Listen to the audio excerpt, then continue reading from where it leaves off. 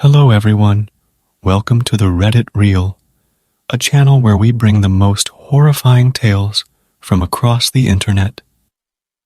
Today, we are going to be looking at the story of an old town with a very strange set of rules. Before beginning, subscribe and turn on your bell notifications. Growing up, I knew that something was off about my childhood town. For one, there was a list of unwritten but mutually understood rules that we had to observe. These rules, in all honesty, were pretty much just cultural taboos passed down from the older generation. Things like not leaving the rice bucket empty, as it is a sign of being poor, and avoid shaking one's legs when sitting down, as it symbolizes shaking off good fortune, to name a few. Some of the rules were definitely a little on the creepy side, though, like never hanging out clothes to dry overnight, because dirty stuff may be attracted to them. But there was one particular rule that had always struck me as odd, I guess. The rule was simple and straightforward. No one is allowed to travel on the road after sundown. It didn't specify which road, but everyone generally took it to mean the twisting, narrow two-lane road that led down the hill to the nearest city 30 miles away. It was the only connection between the town and the city, so during the day, it would often become congested. The more experienced drivers, my father being one of them, would rush to the city and back in the final hours before sunset, when the road was less crowded. But no matter what, once night fell, no one drove on the road. Not even my father, who'd rather sleep uncomfortably in his car overnight than to attempt the return trip home. One time I asked him about the rule out of curiosity. He remained strangely quiet for a while before saying, "There are no streetlights along the entire stretch of road, so it is dangerous to drive at night." I could tell from his eyes that he was hiding something else, so I tried pushing the question a little further. "Papa, why don't you just drive with the headlights on?" But my father simply shook his head. "It's too dangerous even with the headlights, Hui. When you become older and learn how to drive, you'll know why the road is so dangerous." I did grow older, but I never bothered learning how to drive, since my older brother already had a driver's license and inherited our family car.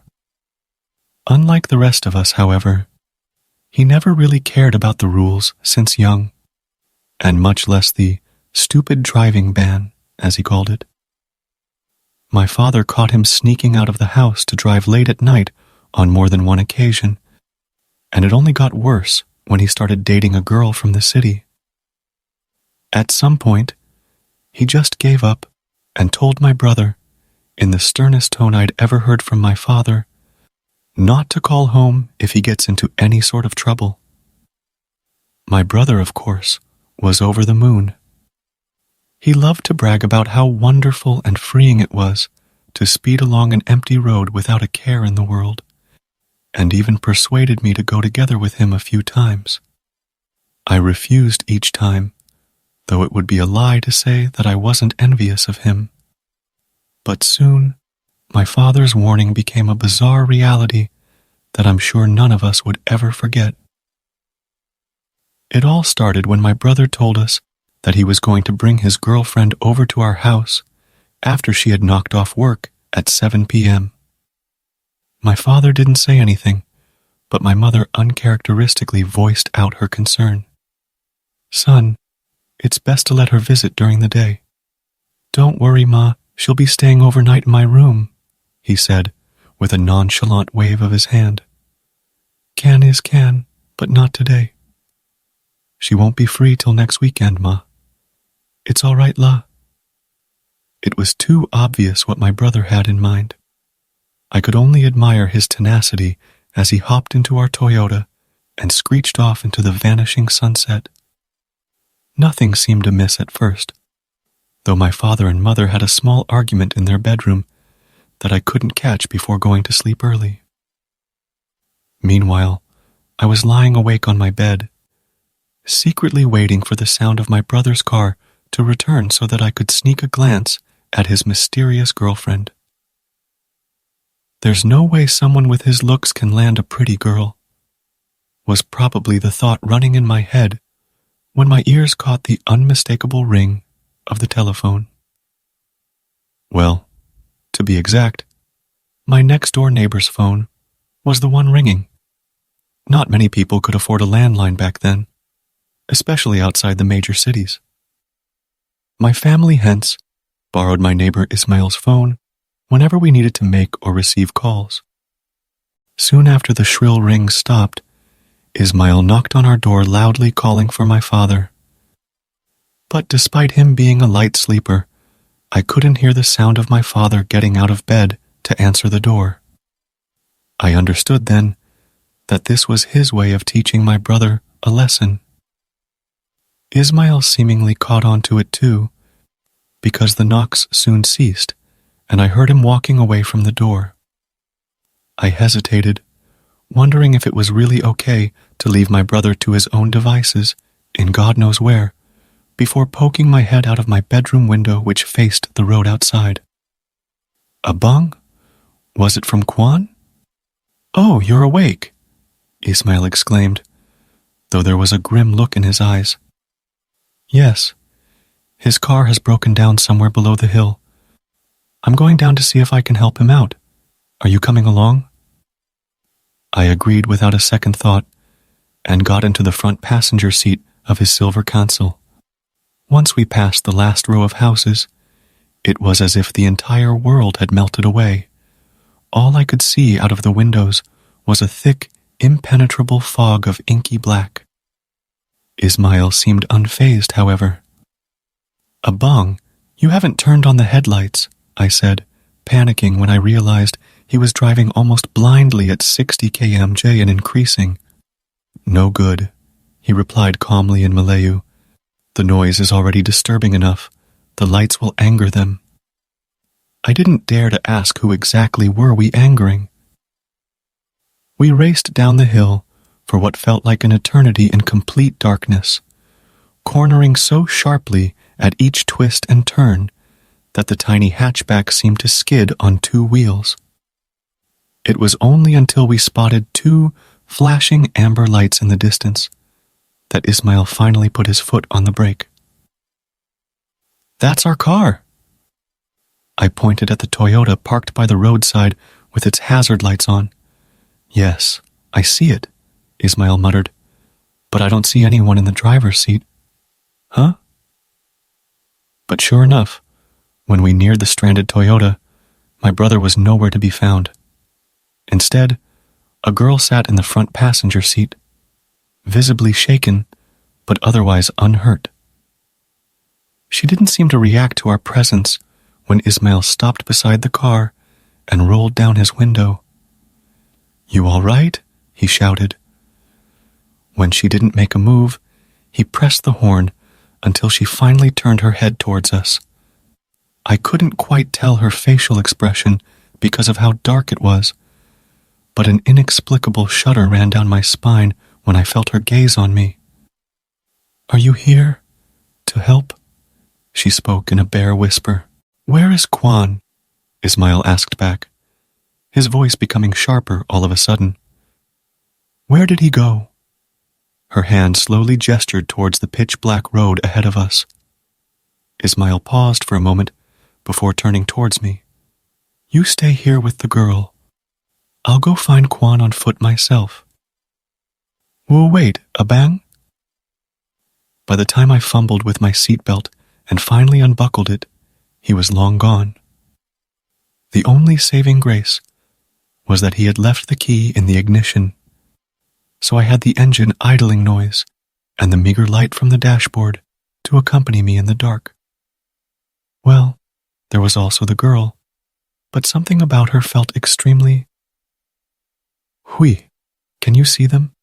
There, behind your car." Her whispery voice startled me. I was about to question how in the world did she know my name, but curiosity got the better of me, and I turned my head around to glance at the rear window.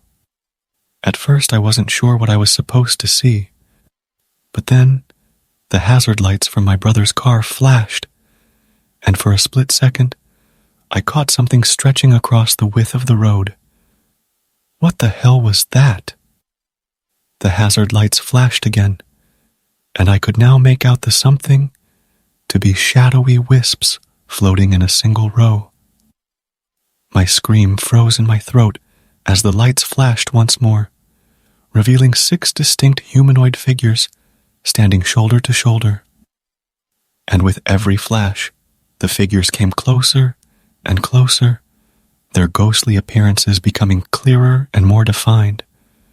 I was snapped out of my fright by a loud rap on the window. "Hooey, hurry up and unlock the car door." I blinked, and the figures vanished as though they were never there to begin with. Somehow, I managed to find the knob to release the door lock in the dark, and Ismail tossed my brother's limp body into the back seat with a grunt. I let out a gasp. Is he okay?" "He'll live. But they played a pretty bad prank on your brother," he said, settling into the driver's seat and starting the engine. "No choice but to leave your car here, so tell your parents to meet me in the morning. I can drive them down here to get the car back." "Okay." I hesitated before gathering the courage to ask, "Who are you talking about, Abang?" One night, a long-distance bus was traveling on this exact road with 7 passengers, all high school students on a holiday trip to the capital. The driver was new to the road, and while overtaking another vehicle, he noticed that there was a bend ahead too late and couldn't stop the bus in time. He pointed at the road ahead, absent-mindedly. So he jumped out through the driver's door, and the bus with the 7 passengers crashed right down into a ravine. The ravine was too steep and deep to attempt a rescue, so in the end, everyone on the bus was presumed dead. The bus was never recovered, however, and to this day, it's rumored that their bodies are still lying somewhere down there, waiting to be found. That's horrible. I couldn't help but shudder. So, just now, those figures must have been... "You saw them?" Ismail mumbled. "How many did you see?" How many?" I said in surprise. 6, I think." Something clicked in my mind then, and I started, "Wait, one's missing." "No," he whispered as he stared at the rear-view mirror. "The girl..." I frantically turned to check on my brother in the back seat, but a hand shot out and stopped my head in place. "Hooey." "No," Ismail said in a low voice. "Don't look." That was the first time I've ever seen true fear in someone else's eyes. Forcing my saliva down my suddenly dry throat, I sunk into my seat and lowered my gaze to the best of my ability. Ismail turned the car around and began the journey back. Yet this time, we were struggling to gain momentum uphill even in first gear. It felt like the car had become several times heavier than on our way down, and I was more than certain my scrawny and underweight brother wasn't the cause of it. "Abang, what should we do?" I muttered so softly that I thought he wouldn't catch what I was saying. "They won't hurt us," he answered, though his voice was strained. Then he began murmuring something under his breath, some sort of prayer chant, if I were to guess. The car suddenly jerked from side to side at that very moment, as if something heavy was thrashing about in the back seat. It took every fiber in my being not to scream out loud in panic. I swore I heard laughter from behind before the shaking abruptly stopped. Ismail didn't waste another moment and slammed the pedal to the metal, sending the cancel flying up the road at breakneck speed. If not for his driving experience, I wouldn't doubt for a second that we would have long ended up in a ravine too. It was only when the lights of the town appeared in the distance that we finally slowed down, and when Ismail pulled up next to our house, my father was already waiting by the front door. The two men exchanged a knowing look, and after thanking Ismail for his help, my father effortlessly hoisted my brother out of the car and into our living room. It wouldn't be until the next day when my brother finally regained consciousness. Bizarrely, the last thing he remembered was the engine mysteriously dying on the way back home and him exiting the car to open up the hood. He couldn't recall ever calling Ismail to ask for help, and I soon realized there was no way for him to make a call in the first place, since there were no payphones along the road. As for his girlfriend, apparently she had fallen ill and was forced to stay at home, so he didn't manage to meet up with her at all that night. Oddly enough, however, my brother has avoided driving on that particular road since then. It wasn't until recently, when a new highway to the city that completely bypasses the old road was completed, that he suggested going on a night drive together out of the blue. I was so surprised that I agreed without a second thought. It wasn't until I sat down in the front passenger seat that I suddenly remembered the incident from many years ago, and it occurred to me just how strange my brother's change of heart was. "So, what's up?" I asked him curiously. "What makes you want to drive at night again after so long?" "Oh, I never stopped wanting to go on night drives," he said nonchalantly. "It's just that for the longest time, I keep on having the same nightmare about the old road, and it seriously makes me hate driving on that road to my very core." I laughed. "A nightmare?" "Yeah, it's honestly super weird," he muttered. "It's always the same bus going down the same stretch of road, and I always find myself in the driver's seat no matter what I do." My smile faded. After overtaking a car in front, I must jump out to save myself, or else I'll die in a deep ravine. Man, the screams at the end are the worst, I swear. They never fail to wake me up in cold sweat.